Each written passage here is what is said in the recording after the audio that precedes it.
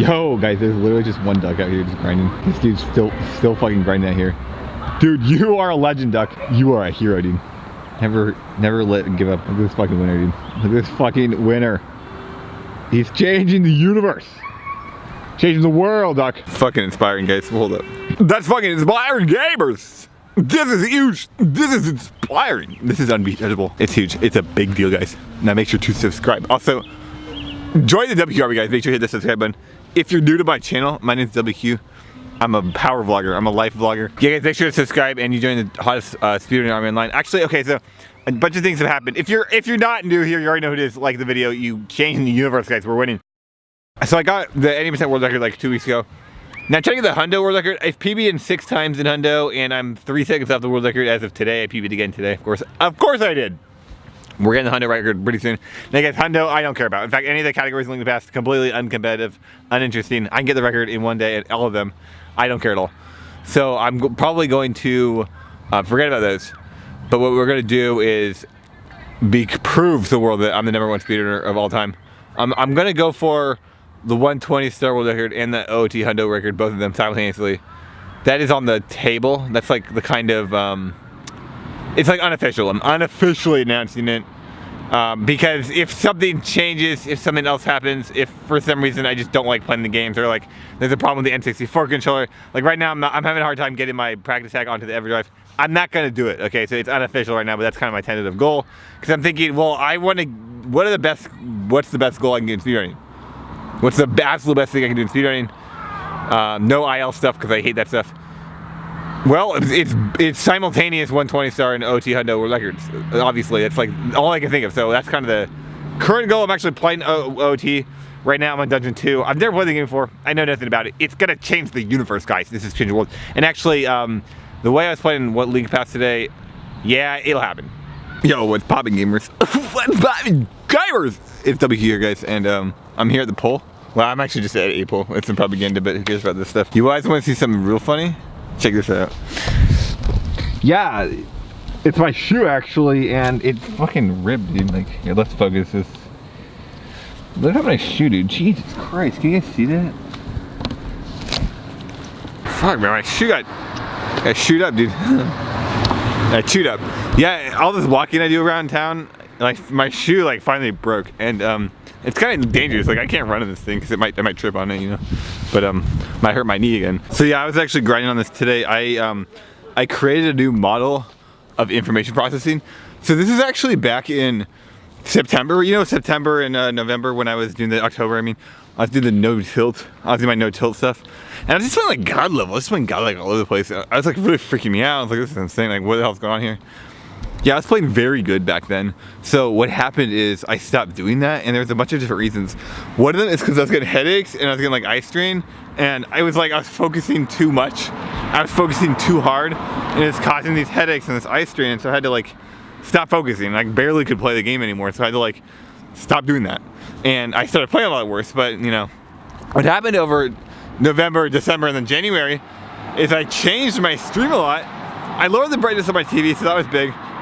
I also started streaming less per day because a lot of the eye strain and the headaches were due to the overextension in a single stream. I'd do like 9 or 10 or 12 hours. Even if I didn't play the next day, or even if I didn't play the next 2 days, I was still overextending. So I was playing too much in a single period. So what I did is I started streaming 4 hours a day. Remember I started doing it in December?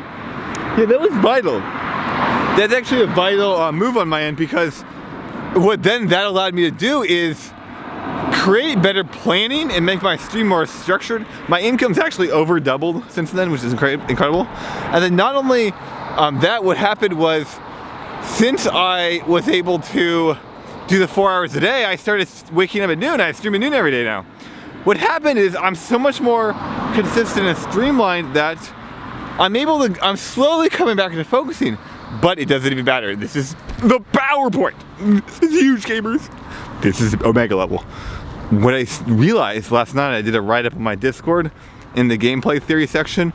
Last night, what I did was talking about it's not necessarily, I don't need to, in order to not tilt, I don't need to overfocus.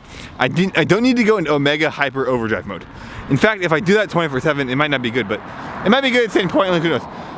But what happens is it's a model of information processing. It's not actually about an effort quotient. It's not about how much effort I have. It's a different method of thinking about the game. It's just a different model of information processing. Okay guys, I'm at this field. So imagine this park is a speedrun, and you have to go into the speedrun and you have to process all the information. So we'll go in here right now. We gotta process all the information. That's the primary goal, is just to process the information. Well, it's scattered throughout this park. It's all over the park. And it's harder to process all the information. And this is why I think the tilting comes up, because if you process a single unit of information, what happens is you have to think about all the other units of information within the run, right? Because it's all connected.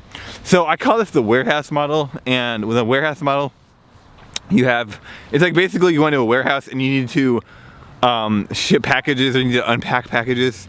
You'd have to process all the information, right, inside the giant warehouse.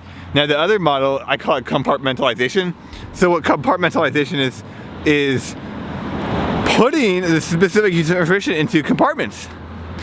So this is important because if you compartmentalize it, you go into a unit of information, handle the unit of information, go to the next unit of information, handle that unit of information, go to the next one. It's compartmentalized. You do it step by A to B to C to D. It's the same amount of information, it's the same information processing.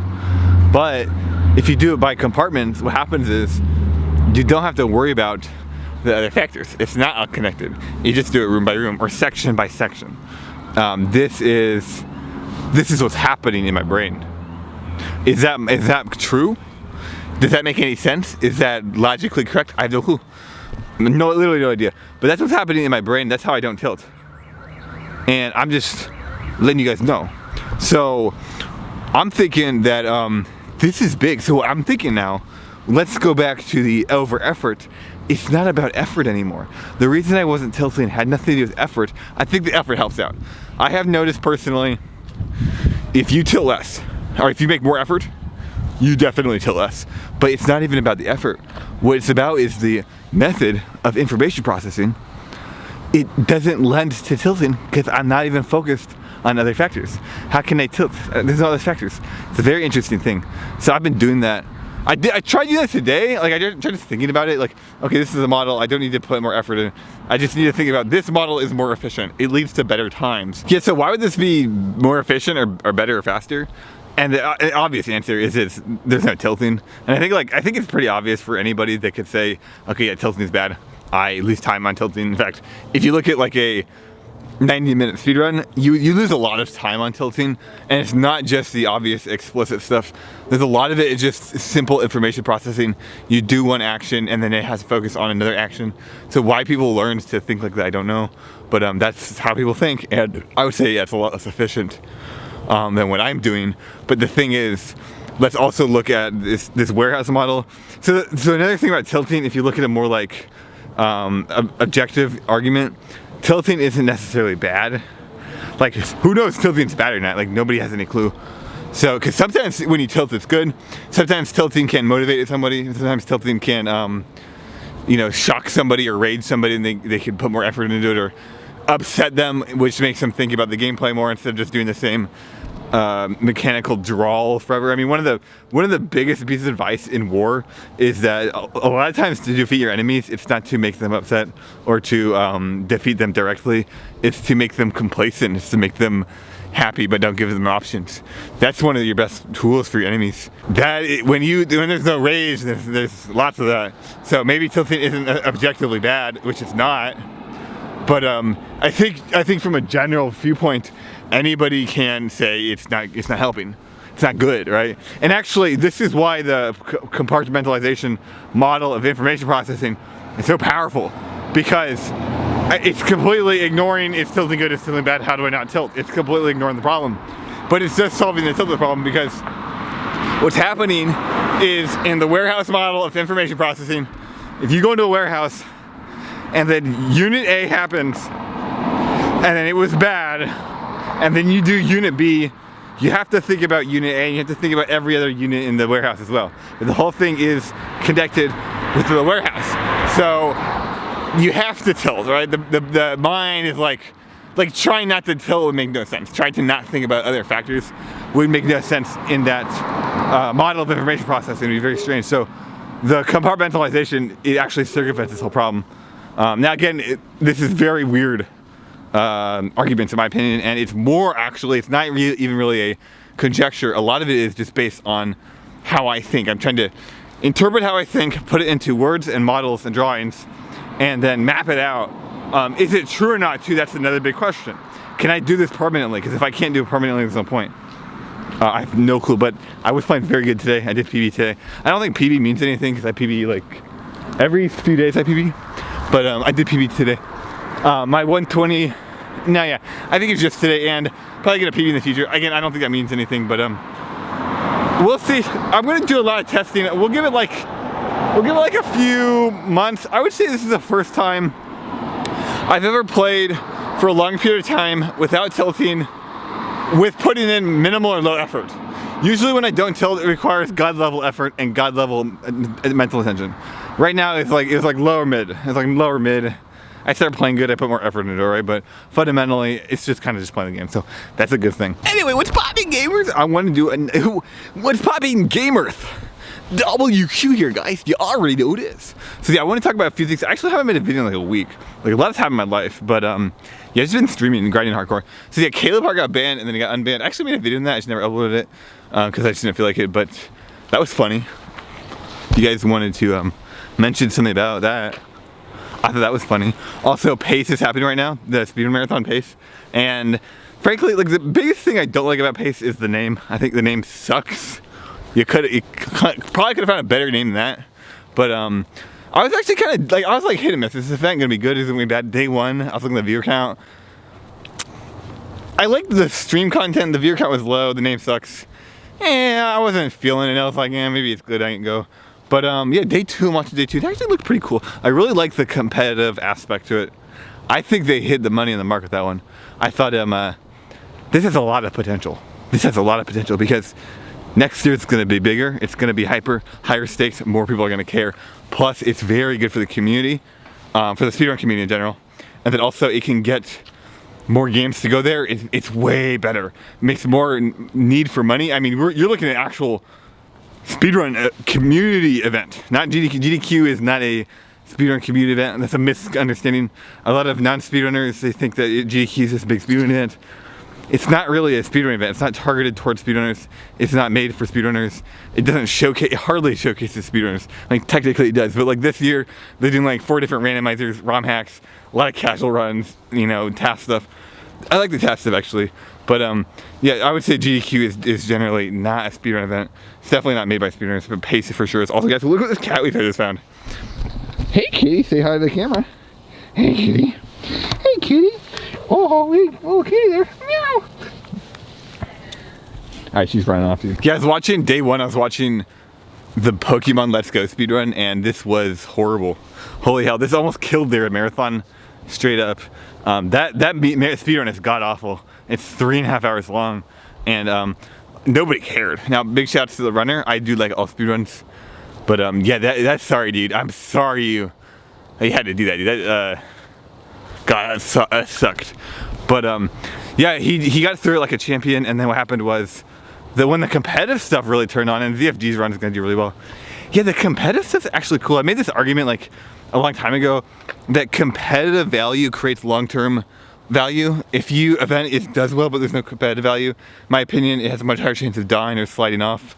And I think it's the same thing with League of Legends, is that like League of Legends, it might be dying but it has competitive value, so it's like I don't think it can ever really die. Same with Melee. How did Melee live along so long? How does Link to Past so doing so well? It has competitive value, right? And I think Pace might actually be very big in the speedrun community down the road. Due to the value and focus on the competitive aspect, it's pretty good actually. Like I'm kind of, I think they're doing above my expectations right now. Dude, this pink ass hat's behind me. What the fuck, dude? Weird. Anyway, gamers, let me know what you think about Pace, Caleb Hart, and also let me know what you think about WQ. Let me know what you think about my streams. So also, yeah, again, we are going to be grinding a lot of competitive speed games. I'm basically just gonna get top times. But yeah, I'm pretty excited for that. Like, can I actually do it? Am I a fluff? I don't know. Am I actually good at speedrunning? Like, let's look at a slightly larger scene. Link to the Past scene is actually pretty big. It's just like kind of, nah. It's kind of the dumps, but it's actually a pretty big scene if you just look at player quality. And if you look at effort quality of the top level players, it's pretty good. So I have no clue how good Link to the Past speedrunners are.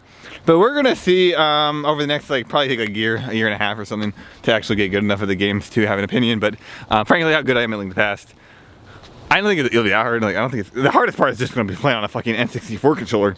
These things are not made for human hands. But yeah, any Gateway gamers, I'm getting out of here. It's your boy WQ. Make sure to subscribe, like the video, comment your thoughts, and then also follow me on Twitter. Follow my Twitch channel and subscribe to my Twitch channel if you like my content and want to support me. We're going big places. We're doing big things. We're going to the moon, and I'm feeling pretty confident and happy about the whole thing. Anyway, we'll see you guys later. Speedrunner gang out, WQ gang out, WQ militia, WQ army. You know who it is.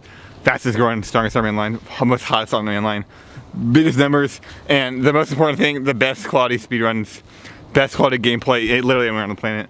I'll see you guys later.